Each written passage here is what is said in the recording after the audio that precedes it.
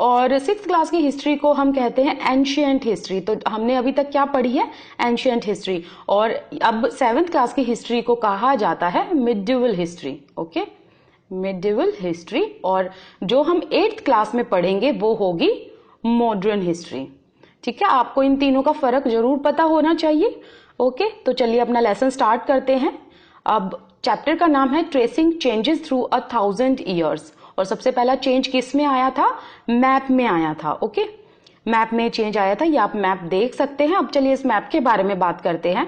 Actually 2 map बनाए गए। First map ये बनाया गया, ये किसने बनाया? ये बनाया एक अरब जियोग्राफर जिनका नाम था अल इद्रिसी। ओके, आपको नाम पता होना चाहिए। ये कुछ 1154 सीई में बनाया गया था। अब देखिए, ये जो अल इद्रिसी ने जो ये मैप बनाया, आप एक बार इस मैप को देखेंगे। ये मैप था सब कॉन्टिनेंट्स का, इंडियन सब कॉन्टिनेंट्स का।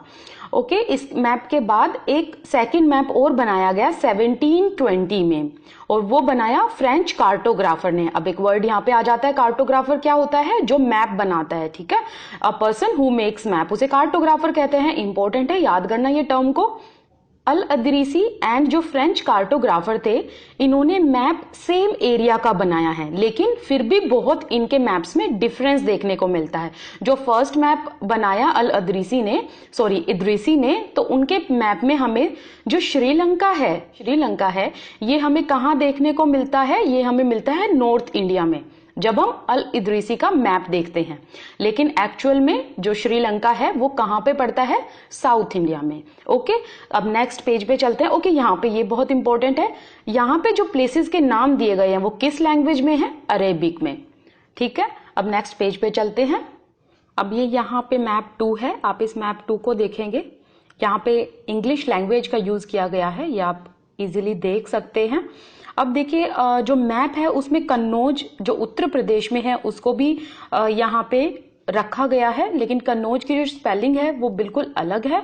और जो हम ये मैप देखते हैं, मैप 2, ये बिल्कुल सिमिलर है आज के मैप के साथ। अगर हम देखें तो काफी मैचेस हैं, सिमिलर हैं, और सरप्राइजिंगली बहुत डिटेल में काम दिया हुआ है, बहुत डिटेल में चीजों को बताया हुआ है, और बिल्कुल आज के मैप से मैच करता हुआ है। और अगर हम मैप 1 के बाद मैप 2 की बात करें तो कितने साल बाद मैप 2 बनाया गया? कम से कम 600 साल बाद। ओके, और जो ये मैप था, हम मैप 2 की बात कर रहे हैं यहाँ पे, जो फ्रेंच कार्टोग्राफर ने बनाया था उसको कौन यूज करते थे? यूरोपियन सेलर्स यूज करते थे। सेलर्स कौन होते हैं? जो शिप पे काम करते हैं। ठीक है, और मर्चेंट्स जो अपने वॉयजेस मतलब यात्रा वगैरह पे यूज करते थे इस मैप को। अब नेक्स्ट पेज पे चलते हैं।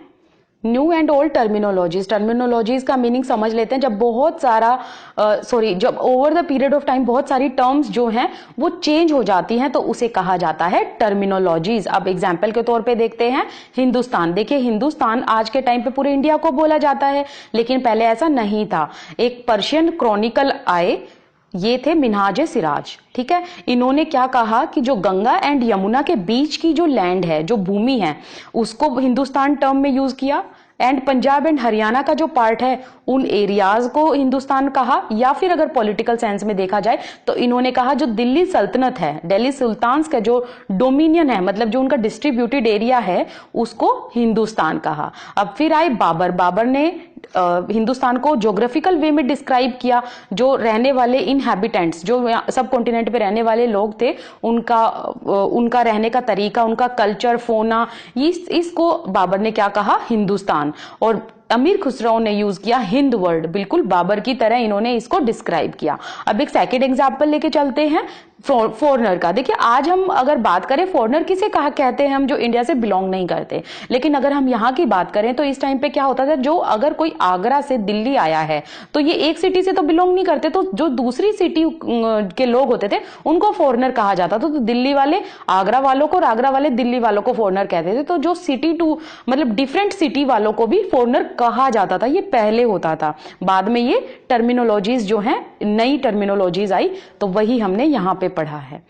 Historians and their sources. अब हिस्टोरियंस जो होते थे वो पास्ट की हिस्ट्री को स्टडी करते हैं, लेकिन उनको किस सोर्सेज पे डिपेंड रहना पड़ता है उनके बारे में बात करते हैं, जैसे कि कॉइन्स, इंस्क्रिप्शंस, आर्किटेक्चर या फिर जो टेक्सचुअल रिकॉर्ड्स होते थे। अब जैसे कॉइन्स की अगर हम बात करें तो आपको याद होगा जब हमने 6th क्लास में पढ़ा था कि जो समुद्रगुप्त हैं वो वीणा बजा रहे हैं, एक कॉइन में दिखाया गया है। इंस्क्रिप्शंस के थ्रू हमें पता चलता है, प्रशस्तिस के थ्रू हमें पता चलता है। तो हिस्टोरियंस पहले इनको स्टडी करते थे, राइट। लेकिन धीरे धीरे क्या हुआ कि जो पेपर है वो ग्रेजुअली आया और पेपर के थ्रू इंफॉर्मेशन उनको मिली, और चीपर होता था पेपर उस टाइम पे, और चीपर होता था इसलिए वाइडली अवेलेबल भी था और उसको यूज भी बहुत ज्यादा किया जाने लगा। अब नेक्स्ट पेज पे इसी का कंटिन्यूएशन देखते हैं।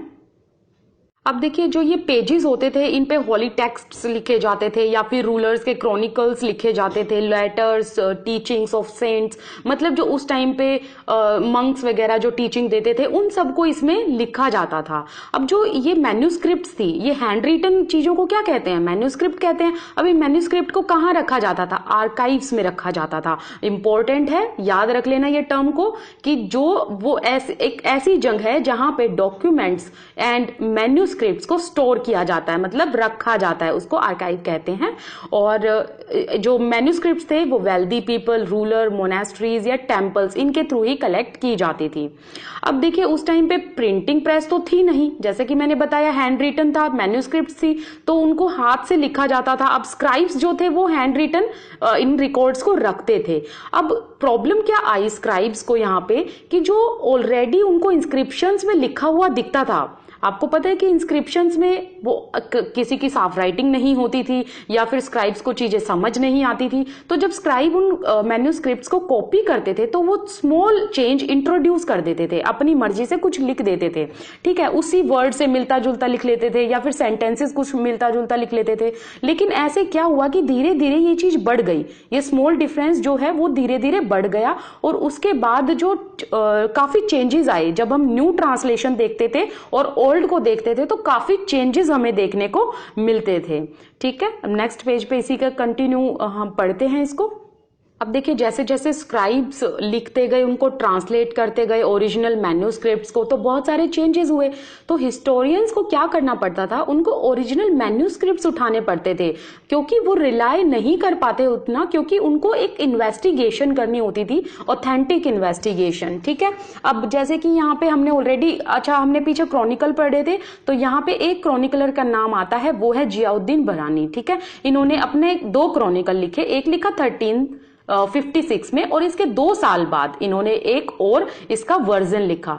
लेकिन हिस्टोरियंस को इसके बारे में पता ही नहीं था, जो फर्स्ट क्रॉनिकल था उसके एग्जिस्टेंस के बारे में पता ही नहीं था, जब 1960s में उनको पता चला, ठीक है। उससे पहले तो उनको नहीं पता था कि ऑलरेडी इनका एक क्रॉनिकल जो है वो लिखा जा चुका है, क्योंकि शायद वो जो क्रॉनिकल है बहुत सारी लाइब्रेरी में बुक्स की कलेक्शन में कहीं पे छिपा हुआ था या उनको नहीं मिला, हम इसको ऐसे करके बोल सकते हैं।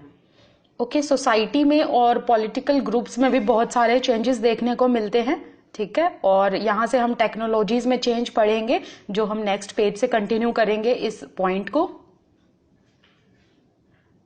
ओके, इस टाइम पे टेक्नोलॉजीज एंड क्रॉप्स में बहुत सारा इनोवेशन हुआ, जैसे पर्शियन व्हील इरिगेशन में आ गई थी। ये पर्शियन व्हील आप देख सकते हैं, ये है।